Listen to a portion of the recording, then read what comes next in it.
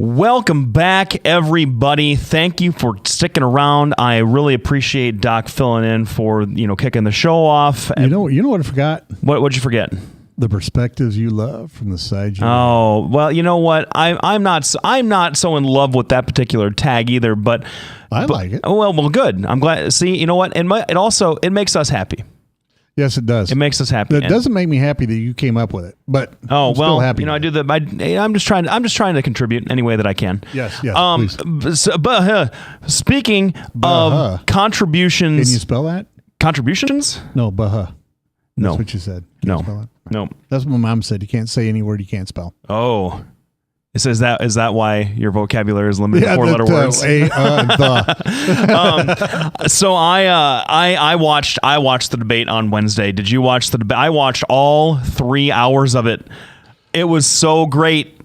I loved the whole thing, and in fact, and I apologize to any Facebook friends of mine out there, because I'm not good with Twitter. I have an account. I don't use it hardly at all because my thoughts are generally longer winded than 140 characters. And so that's the world we live in. Yeah, right. So, but I feel I had a couple of people, if you're listening, you texted me to complain that I was filling up your Facebook feed during the debate because seriously, every 5 minutes there was a new gold nugget of awesomeness that I had to just respond to. Okay. Before I wax on like a goofball about my thoughts about the day, I want to hear, Doc, what you thought, sort of big picture, and then we'll break it down. We'll go really granular with this over the next couple of minutes. Well, I will tell you what was telling for me is, and of course he's dropped out of the race, Scott Walker. Yes, he got two questions. He got 2 questions, and he didn't do much with them. They weren't questions you do a lot with.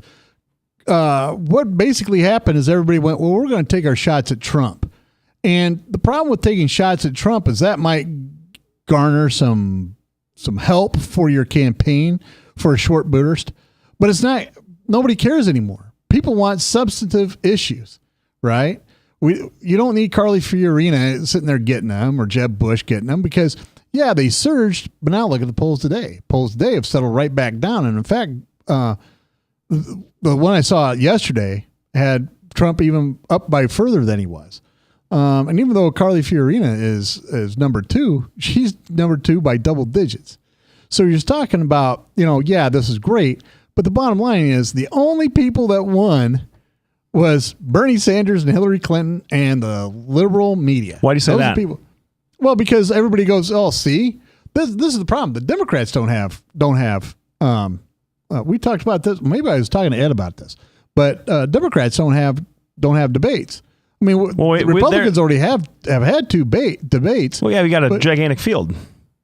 Well, still, that's not a reason to have a debate. And this is what happened in the last election cycle. Got to start whittling people down. Well, great. That's exactly that's here. You guys got 5 people in the race. I know. You're not whittling down. Well, because we had 7 last year, and we had a ton of debates compared to almost nothing from the Democrats. Well, so that's why I think they win. The last cycle had an incumbent president. I mean, no one was running against him. Well, so that's obvious why they didn't have debates in 2012. Well, this time around, though, I'm just talking about it in general. Right. Well, but see, this is the issue. So you have all these presidential candidates in 2012, and you had to figure out a way to whittle them down somehow. This time around, you have 10 more than you did last time around, which is ridiculous. And no straw poll, because the straw poll back in 2012 killed Tim Paulini. Yes. Like right off the bat, and I think he might have been the only one who dropped then. But then after like the first or second debate, you saw your Michelle Bachmann start to struggle a little bit and then fall off eventually. I think she held on for a little longer. But that's how we sort of weed these folks out. You got a lot more weeds to pull than we do, number 1. Number 2, up until recently, Hillary was still inevitable, which is looking less and less likely, although still no one can really accept that yet. That's sort of my read on the reporting. But their first debate, I think, is in a couple of weeks. It's in October. And you've been hearing from guys like Bernie Sanders and Link Chafee, I think, has said something along this line. That he wished they'd been having more, especially Bernie Sanders saying that because he's all about the issues, 100% of the time, 24/7.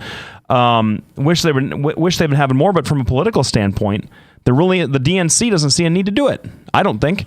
Well, and I don't think the RNC sees a need to do it. It's just that, these people get out there, and the problem is we're campaigning like it's 1960 still. I mean, that's honestly. I mean, would you disagree? I would not. Your ideas are about as fresh as that too. Well, they're much fresher than what you guys have, which is all the way back in Karl Marx. Boy, right? Oh boy, I don't know. Trickle down is pretty warmed over vomit to me, if you ask me. Well, it worked great in the Reagan years. It did. It worked awesome. Your 7 tax increases, you call that trickle down economics? The bottom line is, that's because the Democrats went back Still on the word. Signed them. We've talked about this before. Well, because that's what they were praying. That's what they promised. He could veto that if he wanted to. The bottom line is the RNC is campaigning like it's still 1960. They're getting up there. They're trying to get their ideas out there, and they haven't learned from the Democrats, which is unless you can put it into 140 characters statement on Twitter, it isn't your position. That's all I heard from you guys on last Wednesday.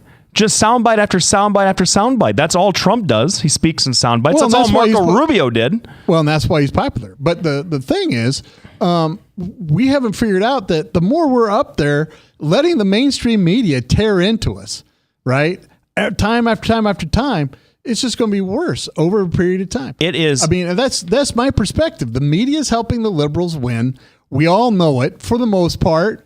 And the bottom line is whenever the Republicans have a debate, there's not a way we're going to come out looking good. So what I hear from you is that the more exposure Republican candidates have to the American people, the more that the people hear the Republican speak with their own mouths and speak their own ideas, the worse you look. Yeah, that sounds about right. No, that's not it at all. That sounds about right. You know what? Well, then if you want to use that, then how come Hillary isn't down in the dumps too with us? Keep blaming the media. That's part of the problem. When you have John, or who was it? I think it was Mitt Romney go on The View, and they just get crushed. And then Michelle Obama and President Obama go on there, and they go, oh, well, geez, what's your favorite color?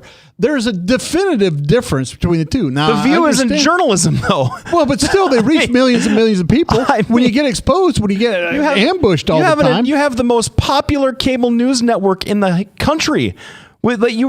Fox News, by orders of magnitude, reaches more millions of people than any other news outlet, and stop. But they're fair and balanced. They don't sit there and just provide the right side; they provide the right and left, and the rest of the media just provides left. Now, I'm going to take the last word on this because I did this to Ed the other day, which made me feel good. I feel like I'm going to have a stroke. We're good, so we're going to be back right after the break. Thanks everybody for tuning in.